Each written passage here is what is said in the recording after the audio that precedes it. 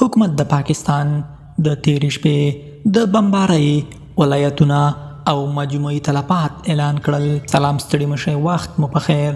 پام مو راګرځوم د افغان میډیا یوټیوب چینل څخه د نن ورځې د تازه او مهمې ویډیو ته. افغان حکومت وایي چې تیره شپه د پاکستان له لوري د خوست، پکتیکا او کونړ پر سرحدي سیمو درون پوځي برید ترسره شوی دی. د چارواکو په وینا دغه بریدونه د ملکي خلکو پر کورونو او میشت ځایونو شوي دي. د حکومت د رسمي معلوماتو له مخې په خوست ولایت کې لږ تر لږه 9 ملکي وګړي وژل شوي دي. سیمه ییز مسؤلین وایي چې په قربانیانو کې ماشومان او ښځې هم شامل دي.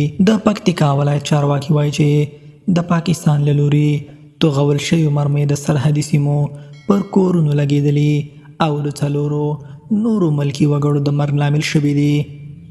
د وژل شویو کسانو د هویت تثبیت روان دی. په کونړ ولایت کې هم د ورته بریدونو راپورونه ورکړل شوي دي. چارواکي وایي چې د توغندیو د لګېدو له امله څو کورونو ته زیان اوښتی او د ژوبلو کسانو درملنه روانه ده. افغان حکومت دغه بریدونه ظالمانه او د هر ډول بشري اصولو خلاف بللي او ټینګار یې کړی چې د ملکي وګړو وژل هیڅ توجیه نه لري. حکومت وایي چې اړوند نړیوالو بنسټونو ته یې راپورونه استولي دي. د دفاع وزارت مسؤلین وایي چې د برید سیمې یې څېړلي او شواهد یې راټول کړي دي. د دوی په وینا د تېرې شپې بریدونه د سرحدي وضعیت د خرابولو هڅه ښایي.